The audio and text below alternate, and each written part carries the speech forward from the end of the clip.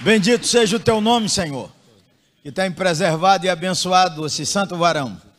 E dilata o nosso coração para ouvir o Espírito e ouvir a palavra. Em nome de Jesus. Amém. Irmãos amados, que privilégio, que bênção poder partilhar com vocês nesta manhã a palavra. Eu quero repartir com vocês, me dê um pouquinho mais de isso, obrigado. Quero repartir com vocês o texto de Atos dos Apóstolos. Atos dos Apóstolos. Capítulo 20.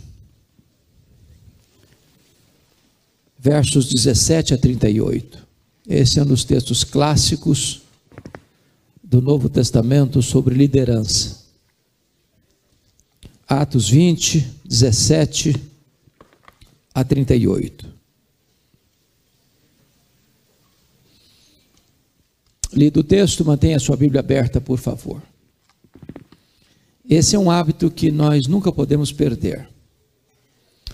E às vezes eu vou em algumas igrejas e eu percebo que, terminado a leitura do texto, o povo faz isso aqui, ó. Fecha a Bíblia e bota no banco. Quando eu vejo isso, a sensação que eu tenho é que aquela igreja não está acostumada com pregação expositiva, ou achando que o pregador vai ler o texto e vai embora do texto e nunca mais vai voltar para o texto. Aquilo que o pastor disse agora há pouco, da interação da congregação com o pregador, é necessário que você acompanhe o que o pregador está falando, conferindo nas Escrituras se o que ele está falando de fato é isso mesmo. Nós não devemos ser um ouvinte crítico, no sentido de ir para a igreja para pegar algum ponto falho, algum ato falho, algum erro gramatical que o pregador vai cometer. Mas nós não podemos ir de forma acrítica. Nós precisamos saber se o que está sendo dito é isso mesmo e acolher isso para o nosso coração. Então, Atos 20, 17 a 38. Paulo está se despedindo de líderes, de pastores, de presbíteros, de bispos, da igreja de Éfeso, depois de 3 anos que ele passou naquela igreja. E ele tem uma mensagem absolutamente atual e relevante nesse texto. E ele diz assim: de Mileto mandou a Éfeso chamar os presbíteros da igreja. E quando se encontraram com ele, disse-lhes: vós bem sabeis como foi que me conduzi entre vós em todo o tempo, desde o primeiro dia em que entrei na Ásia, servindo ao Senhor com toda a humildade, lágrimas e provações, que pelas ciladas dos judeus me sobrevieram, jamais deixando de vos anunciar coisa alguma proveitosa, de vou-la ensinar publicamente, também de casa em casa, testificando tanto a judeus como a gregos, o arrependimento para com Deus e a fé em nosso Senhor Jesus Cristo. E agora, constrangido em meu espírito, vou para Jerusalém, não sabendo o que ali me acontecerá. Senão que o Espírito Santo, de cidade em cidade, me assegura que me esperam cadeias e tribulações. Porém, em nada considero a vida preciosa para mim mesmo, contanto que complete a minha carreira e o ministério que recebi do Senhor Jesus, para testemunhar o evangelho da graça de Deus. Agora eu sei que todos vós, em cujo meio passei pregando o reino, não vereis mais o meu rosto. Portanto, eu vos protesto no dia de hoje, que estou limpo do sangue de todos, porque jamais deixei de vos anunciar todo o desígnio de Deus. Atendei por vós e por todo o rebanho sobre o qual o Espírito Santo vos constituiu bispos, para pastoreares a igreja de Deus, a qual ele comprou com o seu próprio sangue. Eu sei que depois da minha partida entre vós penetrarão lobos vorazes, que não pouparão o rebanho, que dentre vós mesmos se levantarão homens falando coisas pervertidas para arrastar os discípulos atrás deles. Portanto, vigiai, lembrando-vos de que por 3 anos, noite e dia, não cessei de admoestar com lágrimas a cada um. Agora, pois, Encomendo-vos ao Senhor e à palavra da sua graça, que tem poder para vos edificar e dar herança entre todos os que são santificados. De ninguém cobicei prata, nem ouro, nem vestes. Vós mesmos sabeis que estas mãos serviram para o que me era necessário a mim e aos que estavam comigo. Temos mostrado em tudo que, trabalhando assim, é mister socorrer os necessitados e recordar as palavras do próprio Senhor Jesus. Mais bem-aventurado é dar que receber. Tendo dito isto, ou tendo dito estas coisas, ajoelhando-se, orou com todos eles. Então houve grande pranto entre todos, e abraçando afetuosamente a Paulo, o beijavam, entristecidos, especialmente pela palavra que ele dissera, que não mais veriam o seu rosto. E acompanharam-no até o navio. Amém. Meus amados, para mim, um dos avivamentos mais esplêndidos registrados na Bíblia e que estão nos anais da história é o avivamento de Éfeso. Éfeso era uma capital da província da Ásia, uma cidade na época com mais de 300 mil habitantes, uma cidade portuária, rota do mundo, uma cidade rica, uma cidade que hospedava uma das 7 maravilhas do mundo antigo, o templo da grande deusa Diana, 4 vezes maior do que o Partenon, uma cidade fortemente marcada pela idolatria, porque os nichos do templo de Diana, as miniaturas do templo de Diana, era o principal produto de souvenir para os turistas que chegavam e saíam da cidade. Uma cidade fortemente marcada pelo ocultismo. E Paulo chega ali e passa na cidade 3 anos. Sem os recursos que temos hoje, de Bíblias impressas, de literatura impressa, de mídias sociais ou de recursos de comunicação de massa.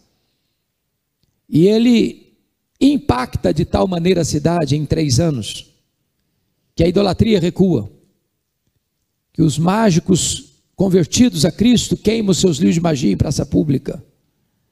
A palavra de Deus prevalece na cidade, e enquanto ele está ali, ele planta igrejas nas províncias, ou melhor, nas cidades satélites de Éfeso, como Esmirna, Pérgamo, Tiatira, Sardes, Filadélfia, Laodiceia, Colossos e Hierápolis. Um grande avivamento, não tem outra explicação. Eu fico me imaginando um de nós hoje chegando numa cidade de 300 mil habitantes, sem esses recursos que Paulo também não tinha. Depois de 3 anos, talvez a cidade nem saiba que nós estamos ali. Talvez nós não impactamos ainda sequer a rua da igreja, o bairro da igreja. E Paulo impacta não só a cidade, mas a província inteira. Agora Paulo está indo embora. E ele está indo embora porque tem um problema que está acontecendo. E vocês se lembram que havia uma profecia de Ágabo, que no período de Cláudio, que governou o mundo de 41 a 54, haveria uma grande fome no mundo. E essa fome chegou. E Atos 18:2 diz que quando a fome chegou, o imperador Cláudio expulsou os judeus de Roma. E eles tiveram que retornar para a Judeia, sem terras, sem casas, sem lavouras, sem renda. Quando Paulo estava indo para a obra missionária entre os gentios, está lá em Gálatas 2:10, que os colunas da igreja de Jerusalém disseram assim para Paulo: ô Paulo, você pode ir para os gentios, mas uma coisa você não pode esquecer, você não pode se esquecer dos pobres. Paulo está cumprindo essa agenda, porque obra missionária e ação social não são coisas que se conflitam, se complementam. Ao mesmo tempo que a igreja faz a obra missionária, ela socorre os necessitados. Então Paulo fez uma coleta especial, uma oferta especial entre as igrejas gentílicas da Galácia, da Macedônia, da Acaia, da Ásia Menor. E ele está levando esta oferta, robusta oferta, para Jerusalém. Quando ele está embarcando em Mileto, ele manda chamar os presbíteros da igreja. É curioso que no versículo 17, esses homens são chamados de presbíteros. No verso 28, ele chama esses mesmos homens de bispos. E nesse mesmo versículo 28, ele usa o verbo pastorear. Na mente de Paulo, o presbítero, o bispo e o pastor são a mesma pessoa, com perspectivas diferentes. O presbítero é o mais velho, é o experiente. O bispo é o que tem a visão ampla, é aquele que supervisiona. O pastor é aquele que cuida. De tal maneira que o presbítero é o bispo, que o presbítero que é bispo é o pastor. E Paulo está se dirigindo a esses irmãos numa palavra que, para mim, é um divisor de águas na história desses homens. E a minha esperança é que o que Paulo compartilhou com aqueles presbíteros possa ser uma palavra de Deus, hoje, agora, para o seu coração, para o meu coração. Paulo trata de princípios aqui. Paulo trata das prioridades do ministério aqui. E a primeira relação que você e eu precisamos compreender com muita clareza é a nossa relação com Deus. Veja você o versículo 19, o que ele vai afirmar. Ele diz o seguinte: servindo ao Senhor com toda a humildade, lágrimas e provações que pelas ciladas dos judeus me sobrevieram. A primeira coisa que um líder, um pastor, um presbítero, um bispo precisa entender é a quem ele está servindo. Parece óbvio demais, mas não é. A quem você está servindo? Nós podemos inverter prioridades, irmãos.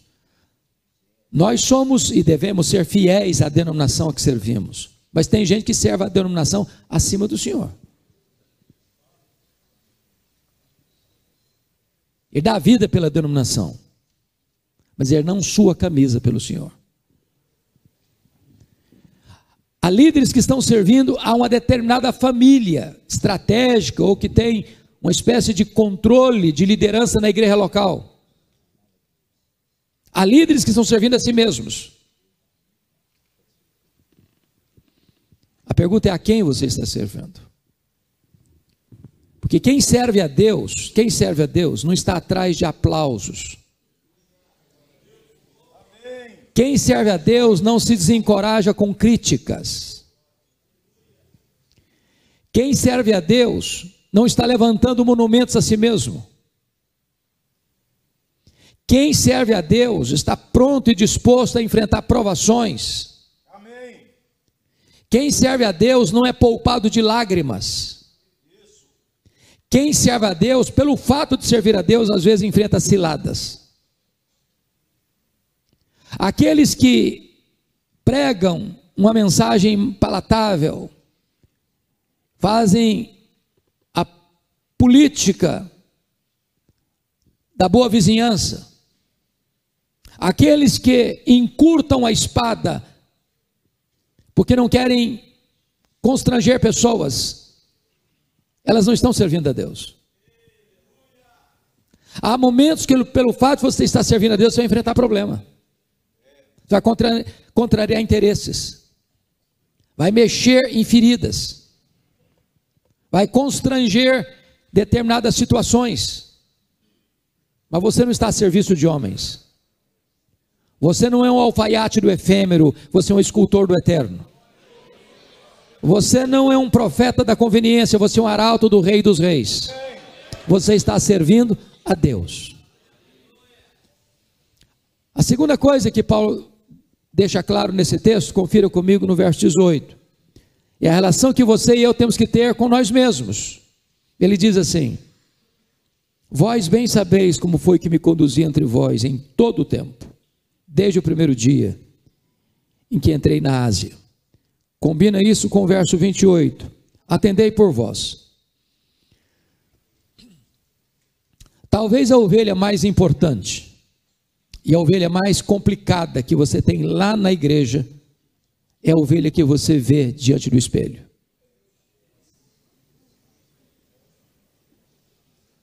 Não critique os outros, olhe para você.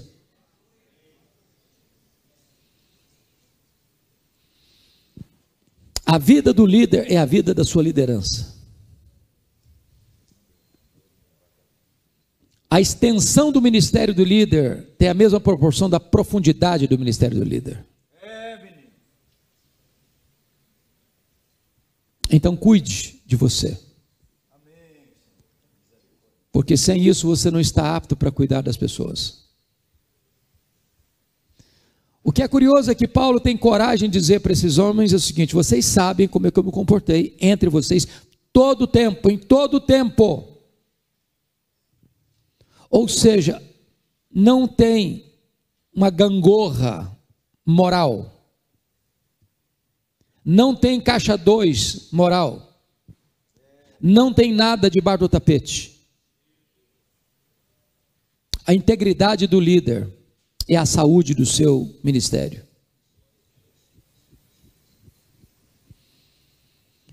Entretanto, se a vida do líder é a vida da sua liderança, os pecados do líder são os mestres do pecado. Porque quando um líder erra, o erro dele é mais grave, é mais hipócrita e é mais danoso. Porque ele erra contra um maior conhecimento, ele conclama o povo uma vida certa e ele não vive essa vida certa. Quando ele é atingido, mais pessoas são machucadas. Paulo vai dizer no verso 28 para esses irmãos assim: atendei por vós. E às vezes num mundo de performance, num mundo de glamour, num mundo de palco, num mundo de holofotes, as pessoas estão mais preocupadas com performance do que com caráter. Mais preocupadas com carisma que com testemunho. E esse é um ponto vital, meus irmãos, para você e para mim. E é importante afirmar ainda que todos nós, pastores e líderes, temos os pés de barro. Nenhum de nós pode bater no peito e dizer: não, isso aí eu não tenho problema. Nessa área eu sou um gigante, invulnerável, inexpugnável. Nenhum de nós fica de pé, escorado no bordão da autoconfiança. Todos nós somos frágeis, fracos, dependemos da graça de Deus. Por isso Paulo alerta: se alguém pensa estar em pé, veja que não caia. Então cuide da sua vida. Há um ditado popular muito conhecido aqui no Brasil: a última impressão é a que fica. Isso não serve para o pastor. A impressão do primeiro dia precisa ser a impressão de todos os dias. Precisa ser a impressão da saída.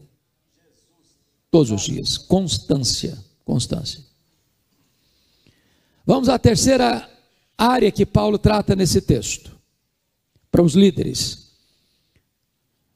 E esta área vai do verso 21 ao 27, eu quero destacar com vocês alguns verbos. Eu estou seguindo a versão ARA, revista atualizada. Então, na versão ARA, eu chamo a sua atenção para alguns verbos no verso 20. Tem o verbo anunciar e o verbo ensinar. No verso 21, tem o verbo testificar no gerúndio. No verso 24, tem o verbo testemunhar. No verso 25, tem o verbo pregar no gerúndio. No verso 27, tem o verbo anunciar. Todos esses verbos estão conectados com uma coisa só: o compromisso do líder com a palavra de Deus. Qual é o seu compromisso com a palavra de Deus? E eu quero destacar algumas coisas. Primeiro, confira aí comigo, por gentileza, o que ele vai dizer no verso 20: jamais deixando de vos anunciar coisa alguma proveitosa, e de vos ensinar publicamente e também de casa em casa. Então grife aí, publicamente e também de casa em casa. Então você tem duas frentes no ministério. Você tem o privilégio de comunicar a palavra para um grande público, e você tem o privilégio de comunicar a palavra para um pequeno grupo. Você se prepara para pregar num culto de domingo à noite para 500, 600, 1.000, 2.000 pessoas ou 50 pessoas, e você é convidado para falar para 5, 10 pessoas numa família. Com o mesmo zelo, com a mesma dedicação, com o mesmo entusiasmo. Por que que essa ênfase é importante? Para você não achar que você é mais importante do que é. Para você não se tornar seletivo. Amém. Para você não achar que você agora ficou muito importante e só fala para grandes grupos.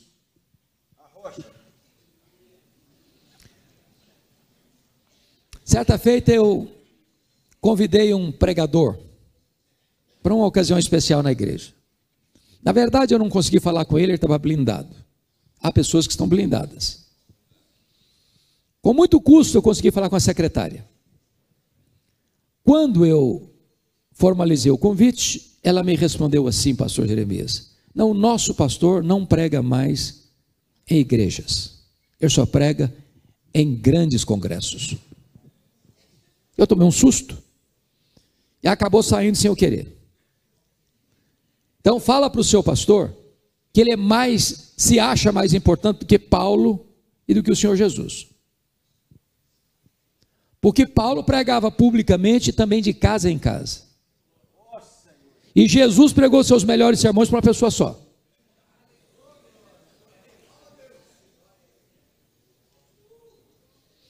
Então, meu amado, não importa se você é pastor de uma grande igreja ou de uma pequena igreja, se você é pastor numa cidade grande ou numa cidade pequena ou numa região rural. Não importa se a congregação tem 50 membros ou 1.000 membros, você deve pregar com o mesmo entusiasmo e se preparar para pregar com o mesmo zelo. Me permita lhe dizer isso. As nossas ovelhas podem ser até analfabetas, mas tolas elas não são. Qualquer ovelha sabe se o pregador se preparou para pregar ou se ele está enrolando. Então se prepare para pregar. Hoje esse é um problema sério. Não é que você não deva ser estratégico. Não é que você não deva ter percepção. Se você tem limitação de agenda e você vai fazer uma opção por agendas mais estratégicas. Não estou falando disso. Eu tenho o hábito de reservar na minha agenda algumas datas para as igrejas menores. Para aquela igreja que você puxa a portinha assim, ó, e finca no chão. Para eu sempre me lembrar de que eu não sou nada.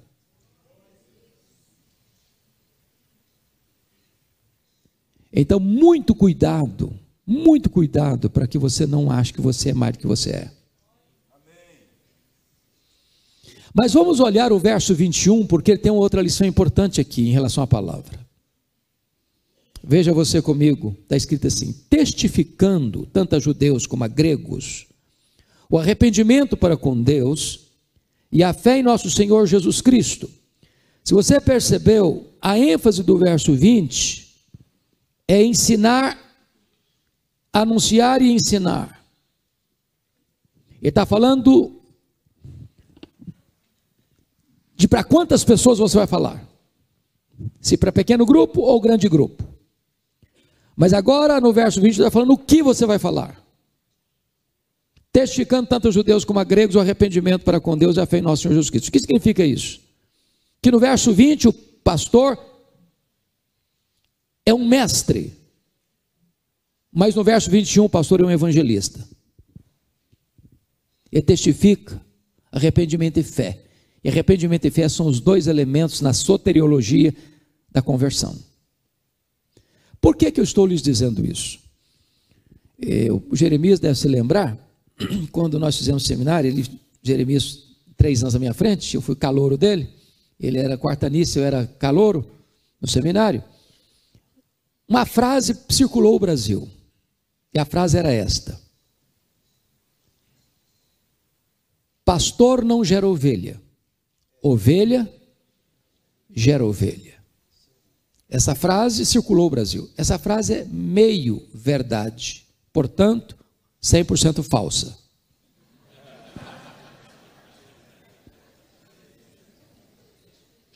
É verdade que ovelha gera ovelha, mas não é verdade que pastor não gera ovelha. A ideia aqui que queria passar é que pastor é um mestre. Agora eu vou fazer uma análise, é a minha perspectiva. Talvez eu esteja equivocado. Mas eu me lembro, na minha época, Roberto, que os professores de seminário, na sua maioria, eram pastores de igreja. E eram professores de seminário. Eles podiam até ter uma certa limitação de conhecimento, mas eles incendiavam o coração da gente. Aí nós avançamos, nós crescemos, e agora a maioria dos seminários não aceita mais que alguém vai dar aula sem ter um mestrado, ou sem ter um doutorado. E aí a maioria dos professores já não são mais pastores. E aí a meninada, porque você gera um discípulo à sua imagem, você transfere vida. Sai do seminário, a ideia é que eu sou um mestre, eu não sou um evangelista. E às vezes o cara sai do seminário e já empolgado engata num mestrado. E aí fica mais empolgado ainda e engata num doutorado. E para não perder a chance, ele já faz um pós-doutorado. E aí já começa a escrever algumas obras sobre crescimento de igreja, plantação de igreja, mas ele nunca plantou um ponto de pregação. Ele nunca foi pastor. Mas vai ensinar pastor a ser pastor. Aí o camarada é doutor no assunto, mas ele não conhece na prática.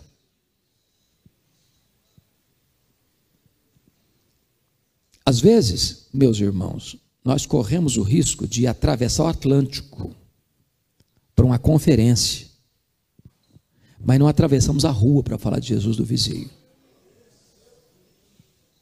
O pastor, ele precisa ser um mestre, ele precisa ser um evangelista. Ele precisa ser, uma palavra de Oswald Smith, ele precisa ser um ganhador de almas. Ele precisa ter paixão para levar pessoas a Cristo. Porque é exatamente esse exemplo do pastor é que vai inflamar o coração das ovelhas. Você não ensina só com palavras, você ensina sobretudo com exemplo.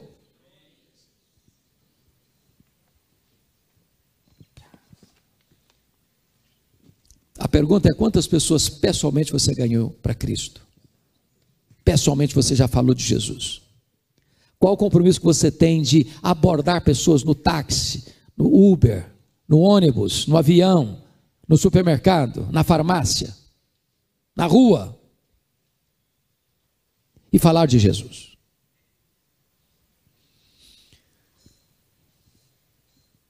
Se você olhar comigo ainda, lá no versículo 27, está escrito o seguinte: porque jamais deixei de vos anunciar todo o desígnio de Deus.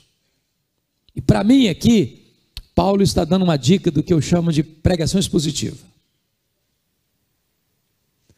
Porque se você e eu não tomarmos cuidado, nós vamos ser igualzinho uma criança que recebe uma caixa de bombom garoto, chamados bombons surtidos. Tem vários tipos de bombom ali. Qual que você pega? Qual que você... As melhores que você acha que você mais gosta. Tem gente que vai para a Bíblia igual uma criança com uma caixa de bombom surtido e só pega os bombons que ele gosta. E eu começo a pregar só as coisas palatáveis. Como é que você faz com Romanos 1, 18? Você faz o que com esse texto?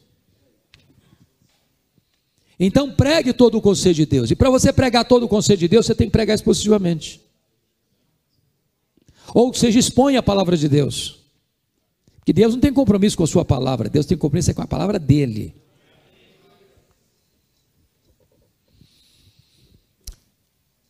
Vamos olhar, quarto lugar, compromisso do pregador, ou do líder, ou do pastor, com o seu ministério. Dê uma olhadinha no versículo 24 comigo. Ele diz: mas em nada considero a vida preciosa para mim mesmo, contanto que eu complete a minha carreira e o ministério que eu recebi do Senhor Jesus, para testemunhar o evangelho da graça de Deus. O que eu acho bonito é que aqui completar a carreira era um projeto de vida para Paulo. Quando ele está fechando a cortina da vida, lá em 2 Timóteo 4, 7, ele diz assim: combati o bom combate, completei a carreira. O que é projeto, agora é testemunho. Mas há três coisas que eu quero destacar aqui nesse versículo 24. Primeiro, a vocação. E ele diz assim: o ministério que recebi do Senhor Jesus. É um chamado claro. Ele não é um voluntário. Ele é um convocado.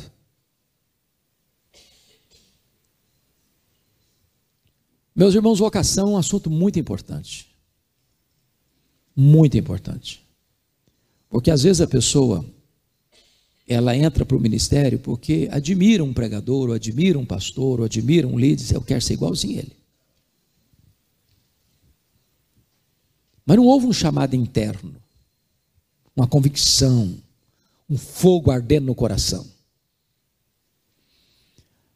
John Jowett, no seu livro O Pregador, Sua Vida e Sua Obra, disse que vocação são como algemas invisíveis. Ou nas palavras do profeta Jeremias, é como um fogo que arde no seu coração. A vocação tem uma convicção interna e tem um atestado, uma confirmação externa.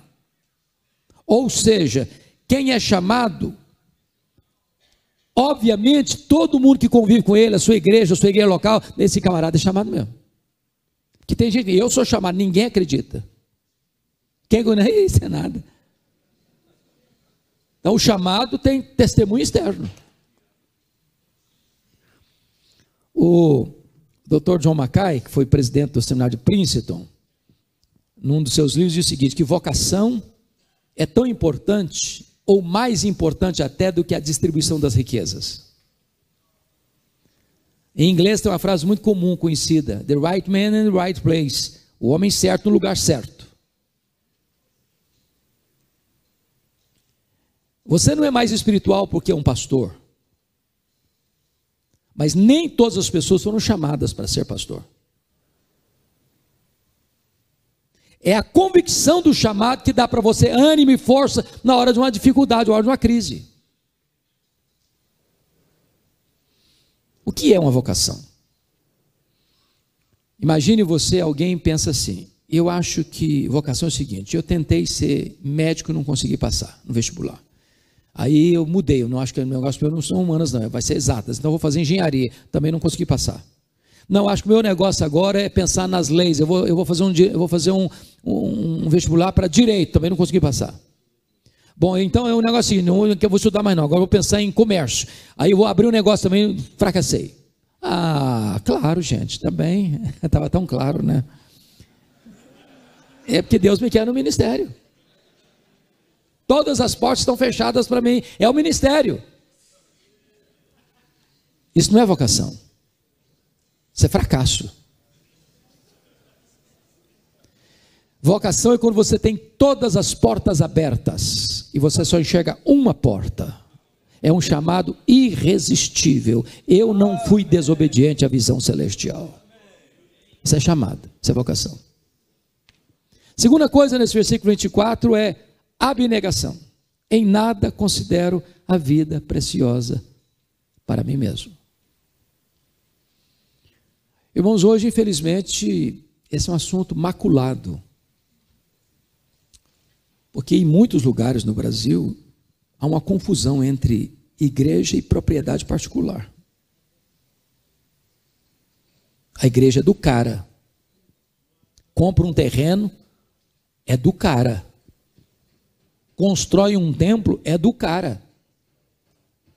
E amanhã, sabe o que ele faz? Ele vende a igreja, de porteira fechada.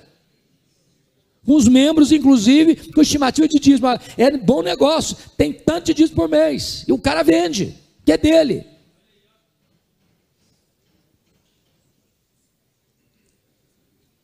Amados irmãos, entendamos isso. Quem quer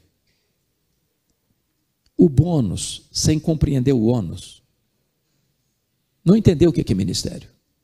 Eu não estou dizendo que o ministério não tem privilégios, que o ministério não tem bênçãos maravilhosas. Se eu tivesse 10 vidas, eu queria ser pastor nas 10. Mas não é a plataforma de privilégios, é um campo de trabalho, de serviço, de abnegação. Eu acho que qualquer pessoa que já leu a vida de Paulo, estudou a história de Paulo, sabe do que ele está falando. Ele não está falando retoricamente, não, ele está dando um exemplo dele. Mas há uma terceira coisa nesse texto. Primeiro é vocação, segundo é abnegação, terceiro é paixão, para testemunhar o evangelho da graça de Deus. Meu irmão, se não for isto que arde no seu coração, alguma coisa está errada no ministério. O que apaixona você? O que faz o seu coração pular no seu peito? Qual é o oxigênio que move você? Qual é o gás que bota você para frente? Qual a sua motivação? O que dá ânimo para você levantar todo dia de manhã e dormir tarde à noite? Paixão por anunciar, proclamar o evangelho da graça, alcançar pessoas, ver vidas transformadas, ver a igreja avançando, ver o reino de Deus alargando as suas fronteiras. Precisamos, meus amados, reavivar no nosso coração a paixão pelo ministério, a paixão pela pregação, a paixão pela evangelização, a paixão pela obra missionária. Precisamos disso. Amém. Aviva a minha vida. Amém. Vamos ao quinto compromisso do líder. Confira comigo agora os versículos 28 a 30. Aí Paulo diz assim: atendei, por vós nós já tratamos, atendei por todo o rebanho. É o compromisso com a igreja. Atendei por todo o rebanho, sobre o qual o Espírito Santo vos constituiu bispos, para pastorear, diz a igreja de Deus, a qual ele comprou com seu próprio sangue. Então me permita uma perguntinha bem simplória. Quem é pastor aqui? Levanta a mão. Louvado seja Deus. Aleluia, glória a Jesus. É um grupo de pastores. Você tem alguma ovelha indócil lá no rebanho? Que se você não tiver nenhuma, nós vamos fazer umas transferências hoje. Aleluia!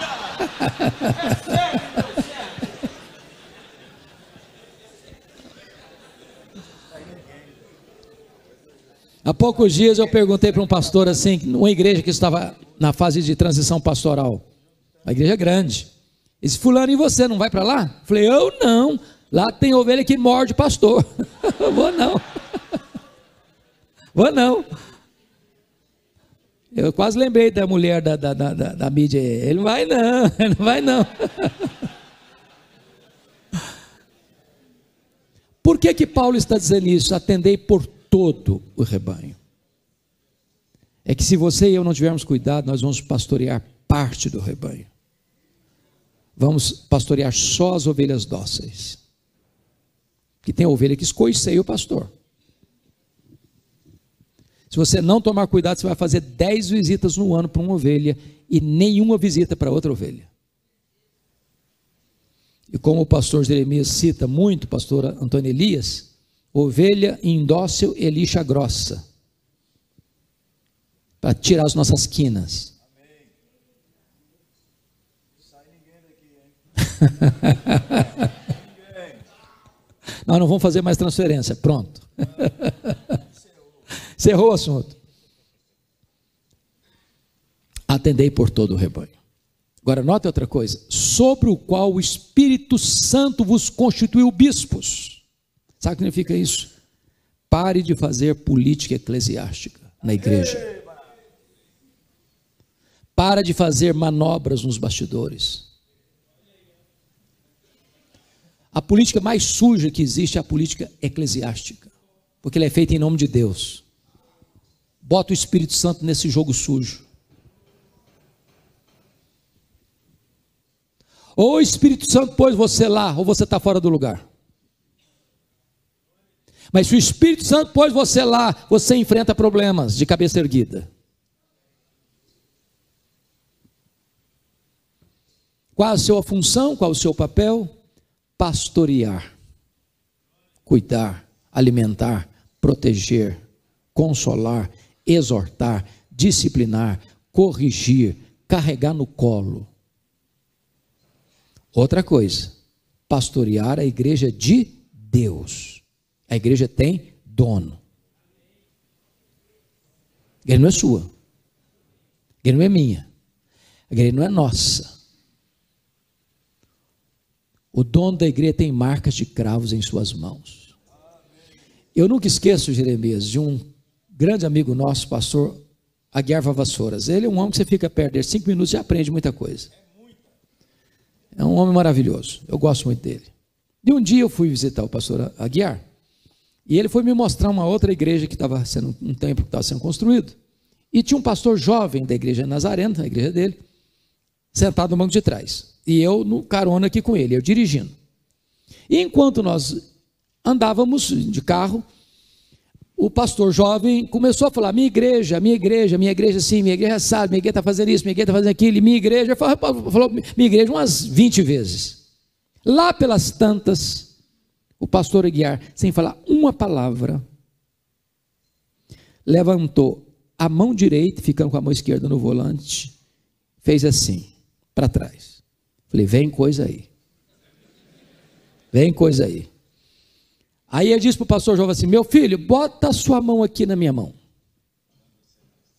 E quando o pastor botou a mão na mão dele, ele passou assim o dedo e falou: ué, meu filho, eu não estou vendo marca de cravo aí na sua mão. Não precisa falar mais nada. Um discurso que vale para 1000 palavras. O dono da igreja tem marcas de cravos nas suas mãos. A igreja não é nossa, a igreja é de Deus.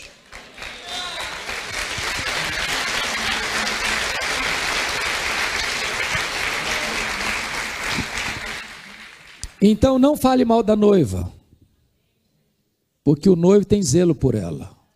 Ele comprou essa igreja com o preço do sangue do seu filho. Cuide dessa noiva. Quando você chega no verso 29, tem algo muito interessante aí. 29 e 30. Está escrito o seguinte, 29. Eu sei que depois da minha partida, entre vós penetrarão lobos vorazes que não pouparão o rebanho. Grife a expressão entre vós. Verso 30, e que dentre vós mesmos se levantarão homens falando coisas pervertidas para arrastar os discípulos atrás deles. Grife a expressão dentre vós. A pergunta do verso 29 é: o lobo está dentro ou está fora aqui? Está dentro, é isso mesmo? Dá uma lidinha de novo. O lobo está onde aí? O lobo está fora, querendo entrar. Querendo entrar. E quem é que vai impedir o lobo de entrar? Os líderes, os pastores. E que lobo é esse que ele está falando? Os falsos mestres, as falsas doutrinas, os falsos ensinos, as novidades do mercado da fé. Então, notinha de rodapé agora. Pastor, jamais convide alguém para pregar no púlpito da igreja que Deus lhe confiou sem saber quem é essa pessoa. Sem saber o que ela crê. Nem todo mundo que diz que veio em nome de Deus é de Deus. Eu nunca esqueço, Igor, de um dia estando em Vitória, no domingo de manhã, Jeremias, domingo de manhã, estava pregando, já tinha começado o sermão, entra uma senhora muito garbosa, acompanhada de um pequeno séquito de gente, conseguiu sentar lá na frente. Eu não sei por que cargas d'água ela consegue me mandar um bilhete no púlpito. Não me lembro como chegou, mas chegou. Quando eu abro o bilhete, estava escrito assim: o Espírito Santo me mandou aqui hoje, e eu tenho uma palavra para compartilhar com a igreja. Gostaria que o senhor me desse a palavra. Eu peguei o bilhete, li, dobrei, botei no bolso, petrei a benção, fui abraçar o povo. Essa mulher quase me bateu na porta da igreja. Ela botou o dedo na minha cara e disse: o senhor impediu que o Espírito Santo falasse à igreja hoje. E eu respondi no mesmo tom: o Espírito Santo falou, a senhora que não ouviu. Eu preguei a palavra aqui hoje. Eu não sei quem a senhora é, eu não sei de onde a senhora vem, eu não sei no que a senhora crê, e Deus me confiou esse rebanho para cuidar. Pela sua petulância eu não daria mesmo. Essa mulher fez um estrago em algumas igrejas na Grande Vitória. Porque nem todo mundo que fala que vem em nome de Deus é de Deus. Então, cuidado com o lobo. Cuidado com o lobo. Agora, olha o versículo 30, por favor. Olha o 30. O que está escrito aí? Não, o problema é agora. E que dentre vós mesmos se levantarão homens falando coisas pervertidas para arrastar os discípulos atrás deles. O lobo está onde agora? Lá está dentro. Enrustido. Disfarçado. Aguardando uma ocasião oportuna para se manifestar. E trazer uma divisão. Fazer uma cisão.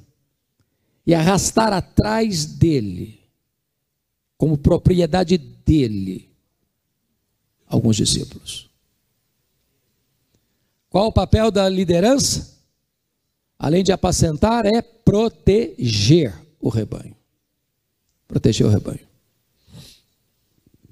Bom, vamos para outra marca que Paulo trata com os líderes. Confira comigo os versos 31, 32, aliás 32 a 30, 33 a 35, que é a questão de como o líder lida com dinheiro. De ninguém cobicei prata, nem ouro, nem vestes. Vós mesmos sabeis que estas mãos serviram para o que me era necessário a mim e aos que estavam comigo. Temos mostrado em tudo que, trabalhando assim, é mister socorrer os necessitados e recordar as palavras do próprio Senhor Jesus, mas bem-aventurado é dar que receber. Tem gente que diz assim: é isso aí, é isso aí, é isso aí. Pastor não tem que receber salário. Pastor que tem que trabalhar. Ainda dá oferta.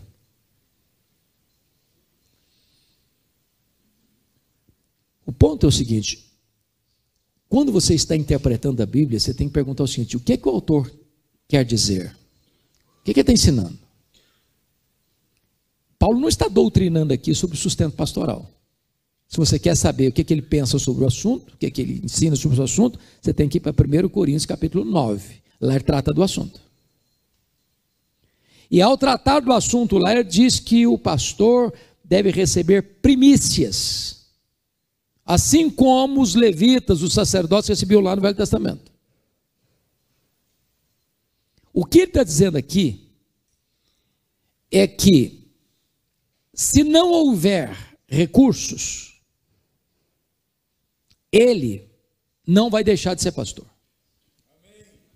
Ele vai trabalhar para se sustentar, porque a vocação dele não é temporária, não é condicional. E vai continuar sendo pastor. E ele fez isso. Quando as igrejas não pagavam o salário dele, ele ia fazer tenda.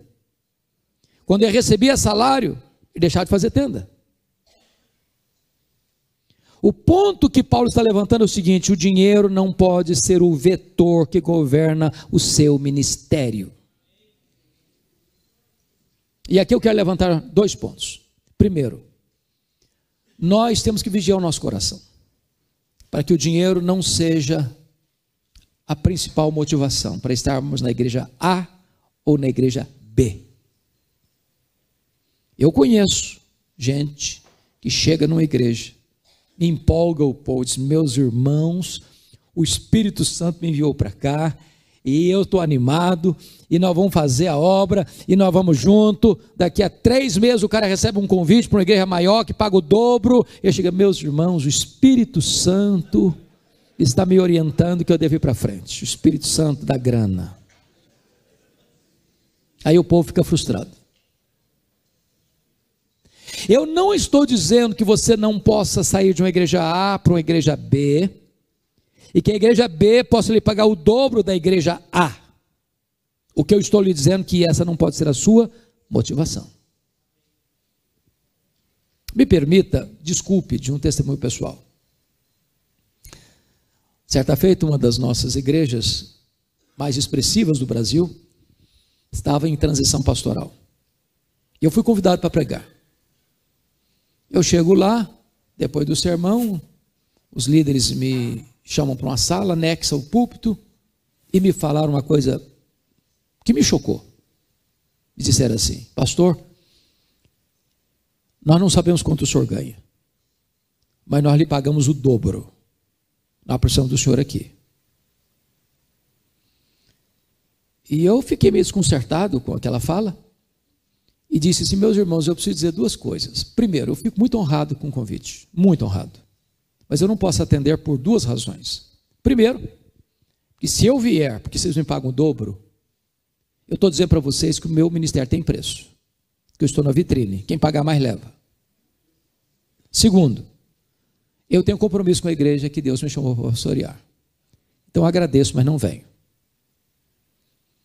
Quando eu estava nos Estados Unidos, eu recebi um convite de uma igreja, e a oferta que me fizeram era 5 vezes o salário que eu ganhava. E alguém me disse, você é maluco? Doido? De não receber um convite desse? Fica 5 anos aqui e resolve a sua vida financeira. Depois você volta. Mas o princípio é o mesmo. Qual o seu preço? Quanto você vale? O dinheiro é bom, é necessário, mas não pode ser o vetor que vai governar seu ministério. Agora vamos ver o outro lado da moeda. Infelizmente, há igrejas que acham que quanto mais pobre e necessitado for o pastor, mais espiritual ele é.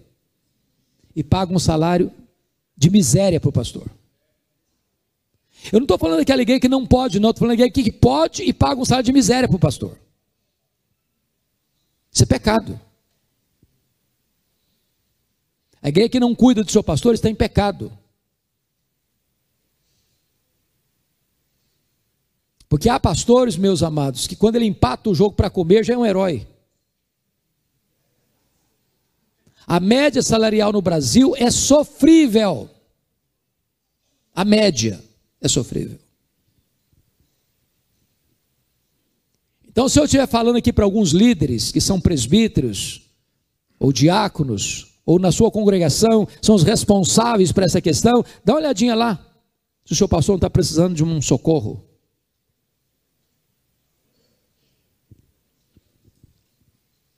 Por exemplo, eu acho que toda liderança devia pensar nisso, ter uma verba mensal, por exemplo, para o pastor comprar bons livros.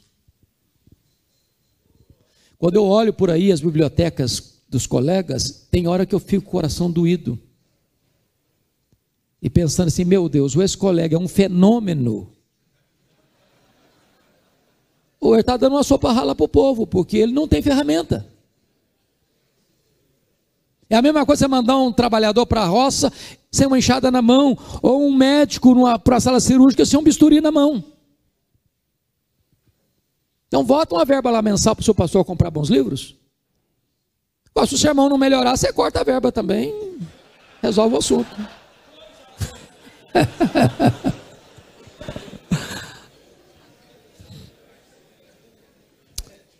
Eu acho curioso, vocês se lembram disso, que quando Paulo esteve em Corinto é uma igreja pobre ou rica? Rica. Não pagou o salário do Paulo. Paulo não era um pregador que corria atrás de dinheiro, ele não cobrou nada enquanto esteve lá, ele foi fazer tenda. Agora, quando saiu, aí ele acertou as contas com a igreja. Olha o que ele escreveu, vá comigo um pouquinho lá para 2 Coríntios. 2 Coríntios.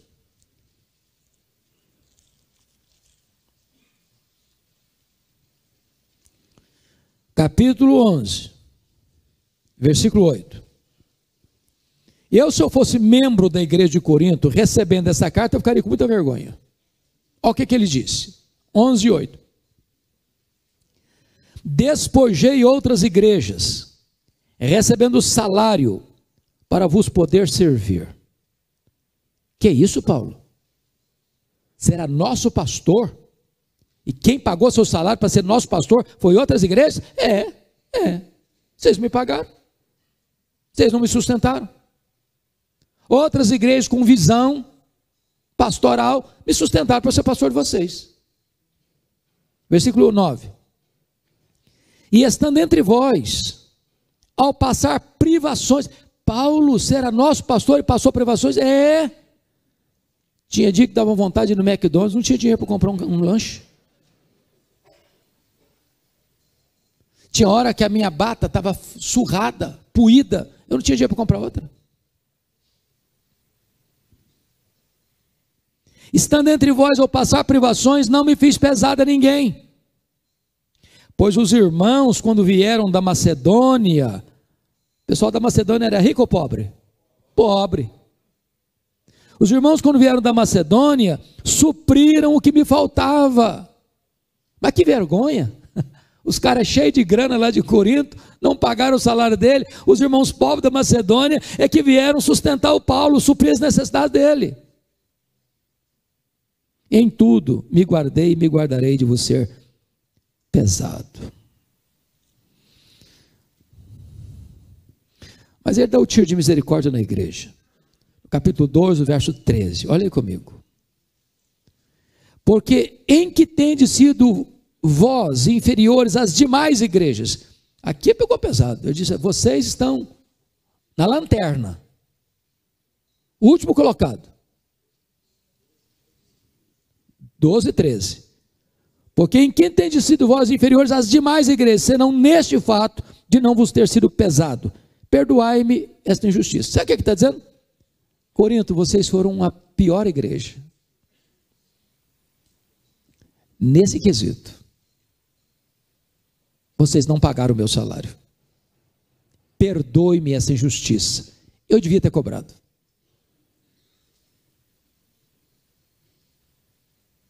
Lição aprendida. Igreja, cuide do seu pastor. Lição aprendida. Pastor, não cobice ouro, prata ou vestes. Quem cuida de você é Deus. E a igreja espiritual entende que ela é a agência nas mãos de Deus para cuidar do seu pastor. Para terminar, o último ponto. O compromisso do pastor com a afetividade. Versículos 36 a 38. Esses presbíteros abraçam Paulo, beijam Paulo na praia, ou melhor, no cais, antes de embarcar. Choram com ele, ajoelhados na praia. Oram e choram com ele, ajoelhados na praia. 20, 36 a 38. Compromisso com a afetividade. Isso é muito importante, porque trata de relacionamento. Meus irmãos, ministério sem relacionamentos é muito difícil. Você tem que ser um construtor de pontes e não um cavador de abismos. Você tem que amar gente. Você tem que fazer network. Você tem que ampliar seus relacionamentos, especialmente com seus líderes.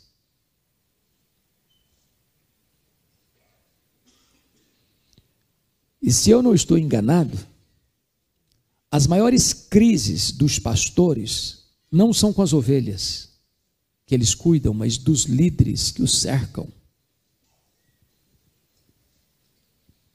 Eu conheço líderes que se acham patrão do pastor. Eu conheço líder que diz assim, pastor, que eu detesto, você é temporário, eu sou daqui, então fique na minha mão, senão você sai mesmo. Eu conheço líder que é uma bênção fora de uma sala de reunião, mas na sala de reunião ele vira um monstro. Faz pouco engoliu o pastor. Então, preste atenção nisso. Nós precisamos de desenvolver a afetividade. Esses homens não têm 3 anos que estão com Paulo, porque Paulo chegou lá 3 anos, ele não chegou, instituiu, não nomeou, elegeu o presbítero, não, isso demorou um pouco. Mas eles tinham tamanha afetividade entre eles, que eles não se constrangem de abraçar Paulo, de beijar Paulo, de chorar com Paulo, de orar com Paulo, num lugar público.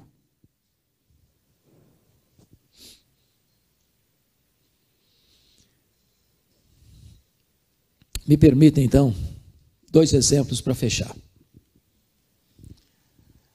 O pastorado, irmãos, é tão sublime, que você quer saber se um pastor é amável? Veja se as crianças correm para ele, pulam nos braços dele, abraçam as pernas dele. Eu conheço pastor que ovelha tem medo. O cara se põe lá em cima, as ovelhas ficam lá embaixo, no estrado dos seus pés. Um dia uma irmã me surpreendeu demais, porque quando eu fui abraçá-la, depois do culto, é uma prática que eu tenho, ela me disse assim, o senhor sabe por que eu valorizo tanto o seu abraço depois do culto? Eu falei, não sei. É porque é o único abraço que eu recebo na semana. Tem hora que a ovelha precisa mais receber um abraço do que escutar um sermão.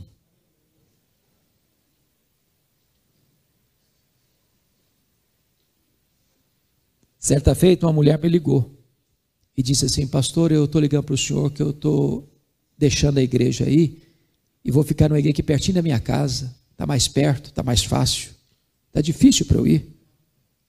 Eu disse para ela o seguinte, só tem um problema, minha filha, você é tão importante aqui na igreja, você é tão amada aqui na igreja, que o seu passo não está à venda, nós não podemos abrir mão de você, amamos muito você. Essa mulher desatou a chorar do outro lado da linha e disse assim para mim, pastor, eu não estou querendo ir embora para outra igreja, é coisa nenhuma, mas eu precisava escutar isso do senhor hoje. Agora imagine, você falou, irmã, está certa, só está certa, é isso mesmo, fica aí mesmo, fica mais fácil. Eu falei, está vendo aí, eu não tenho valor nenhum mesmo não, estou descartada mesmo, ainda ficaria ferida ainda, sabia? Ovelha é sensível, sensível. Então, desenvolva o relacionamento, ame as pessoas. Uma coisa é você amar a pregação, outra coisa é você amar as pessoas para quem você prega. Cuide de gente, porque Jesus, como o supremo, o grande e o bom pastor, cuida tão bem de você e de mim. Ele é o nosso modelo, a Ele nós seguimos. Deus abençoe.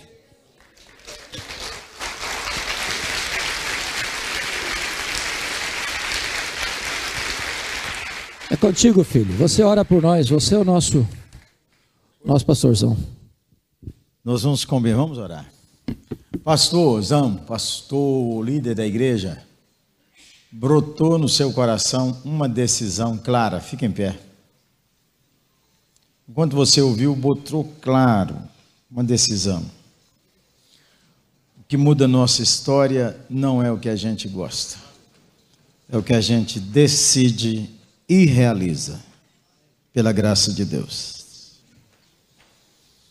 Então vai orando, colocando nas mãos do Senhor o que é que brotou aí no seu coração.